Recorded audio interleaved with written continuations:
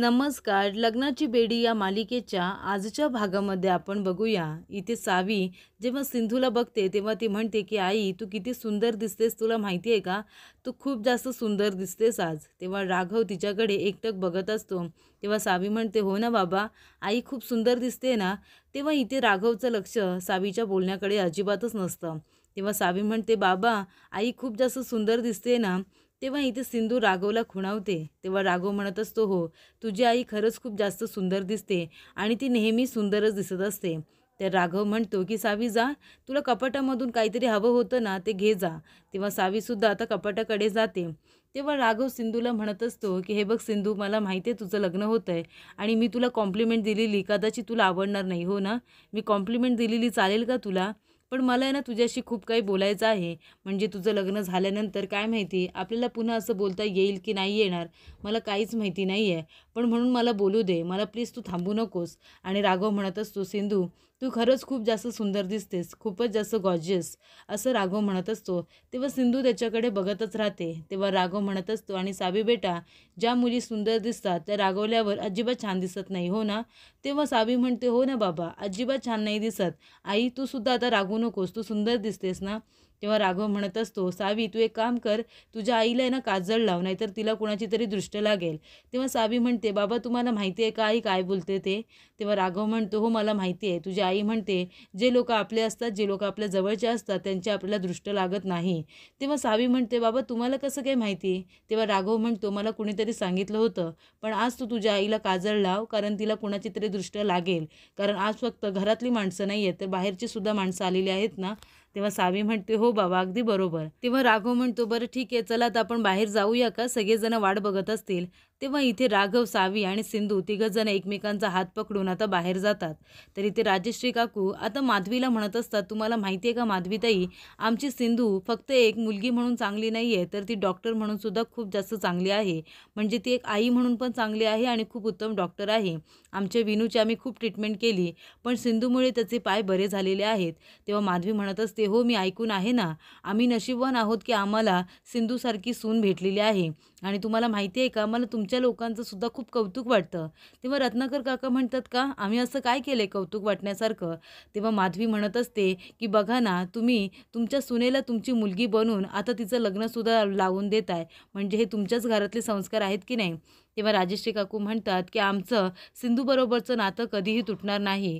तेव्हा रत्नाकर काका म्हणतात ती जेव्हा राघवबरोबर लग्न करून या घरामध्ये आली तेव्हाच आम्ही तिला आमची मुलगी मानलं होतं आणि आता ते जरी एकत्र नसतील तरीसुद्धा सिंधूबरोबरचं नातं कधीही तुटणार नाही.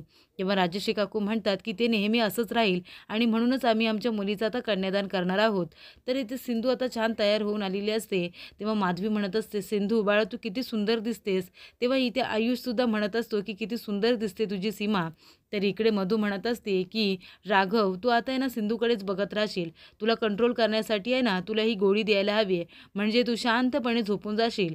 तर इथे मधू आता ज्यूस घेते आणि त्याच्यामध्ये झोपेची गोळी टाकते आणि राघवला तो ज्यूस प्यायला देत असते. ते म्हणते राघव इकडे ये ना, तू हे ज्यूस पी बरं. तेव्हा राघवसुद्धा ते ग्लास आपल्या हातामध्ये घेतो आणि ते प्यायला जात असतो. पण तेवढ्यातच तो पीत नाही, तो तिथेच उभा राहतो.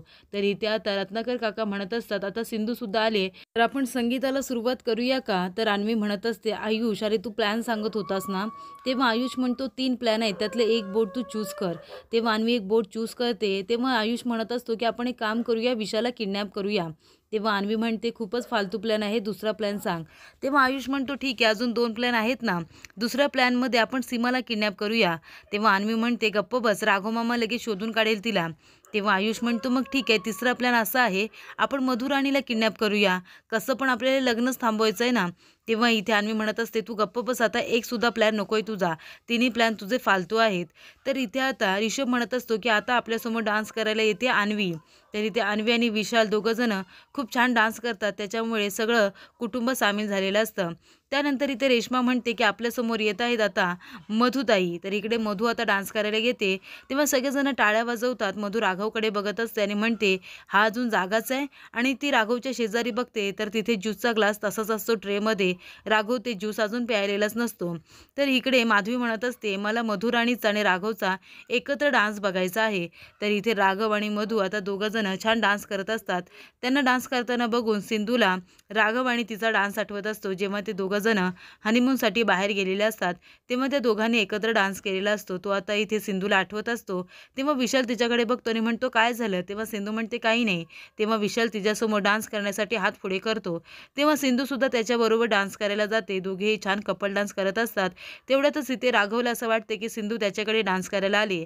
तर इथे सिंधू आणि राघव आता दोघंजण एकत्र डान्स करत असतात. राघव तिच्याकडे बघत असतो आणि तिला म्हणत असतो, सिंधू तुला माहिती आहे का, आपल्या आजूबाजूला खूप माणसं असतात पण तरीसुद्धा आपली नजर एका व्यक्तीला शोधत असते आणि ती व्यक्ती आपल्या जवळची असते.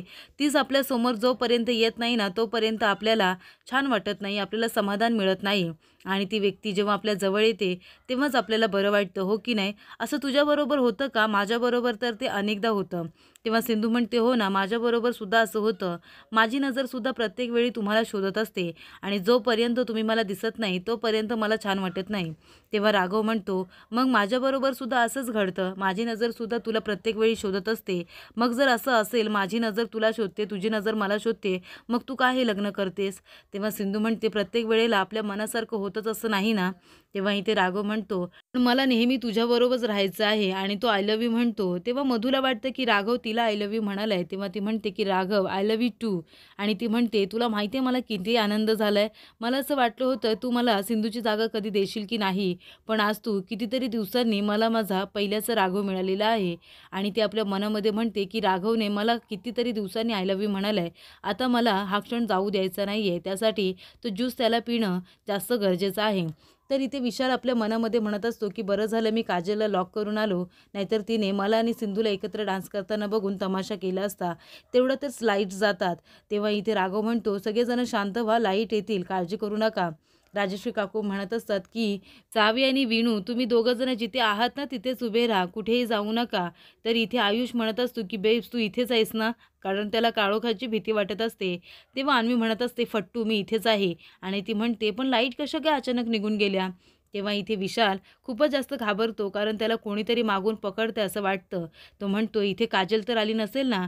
आणि तो हात पकडून बघतो तर तिथे काजलच आलेली असते. तो म्हणतो, तू इथे काय करतेस? तेव्हा काजल म्हणते, मी तुझ्यासाठी आली आहे. तेव्हा विशाल तिचा हात पकडून तिला तिथून घेऊन जातो. तर आता लाईट आलेले असतात. रिषभ म्हणतो की फ्यूज उडाला होता म्हणून लाईट गेल्या होत्या. तेव्हा इथे अन्वी म्हणते, पण विशाल कुठं आहे? आयुष तू बघतोयस का? अरे विशाल नाही आहे तिथे. तेव्हा इथे आयुष म्हणत असतो की मला असं वाटते त्याची गर्लफ्रेंड आली असेल, तो तिला घेऊन बाजूला गेला असेल. तर इकडे माधवी म्हणत असते, इथे आता विशालला घेऊन गेली असेल ती काजल. काजल इथे आली असेल का? आता मलाच काहीतरी करायला हवंय. आणि माधवी म्हणते, तुम्ही तिघंजणं किती थकलाय, तुम्ही ज्यूस प्या बरं. तेव्हा इथे मधू म्हणते, मी घेऊन येते ना. तेव्हा राजश्री काकू म्हणतात की माधवीताई तुम्ही काळजी करू नका, सिंधू एकदम ठीक आहे. तेव्हा इथे मधू जाते आणि अजून एक ज्यूसचा ग्लास घेऊन येते आणि ती सिंधूला आणि राघवला दोघांनाही ज्यूस प्यायला देते. तेव्हा ती राघवला म्हणते, तुला संपूर्ण ग्लास संपवायचा आहे, सगळं पिऊन टाक बरं. तेव्हा राघव आता संपूर्ण ज्यूस पिऊन टाकतो आणि सिंधूसुद्धा ज्यूस पिऊन टाकते. तेव्हा मधू म्हणत असते, राघव तुला आता अशी शांत झोप लागणार आहे ना की सकाळशिवाय तुला जागच येणार नाही आहे. आणि तेच तर मला हवं आहे. त्याशिवाय तुझ्या मनातून ही सिंधू जाणार नाही आहे, नाहीतर तू अजून सिंधूच्या मागे पुढे करशील, असं मधू म्हणत असते. तर पुढील भागामध्ये आपण बघूया. इथे आता राघवने ती बेशुद्ध होण्याची गोळी खाल्लेली असते, त्याला झोप लागलेली असते. तेवढ्यात सिंधू येते त्याला उठवायला, कारण राघव सिंधूच्या रूममध्ये झोपलेला असतो. तेव्हा सिंधू म्हणते, राघव उठा ना. तर राघव काही उठत नसतो. सिंधू म्हणते, यांनी काय झोपेची गोळी वगैरे घेतली की काय? ते म्हणते, कुणाला तरी बोलावून आणते. तेव्हा सिंधू दरवाजा उघडायला जाते तर दरवाजा उघडतच नाही, कुणीतरी बाहेरून कडी लावलेली असते. तेव्हा सिंधू कसं बसं राघवला उठवत असते. तेव्हा राघव उठतो. सिंधू म्हणते, बाहेरून कुणीतरी कडी लावली. दरवाजा नॉक होतो. तेव्हा सिंधू म्हणते, मधुताई असतील का? आणि सिंधू आता खूपच जास्त घाबरलेली असते. सिंधू म्हणते, राघव आपण दोघंजणच रूममध्ये आहोत, कुणी जर आपल्याला असं बघितलं तर काय विचार करतील? तेव्हा इथे आता बाहेर कसं पडायचं याचा सिंधू आणि राघव दोघंजण विचार करत असतात.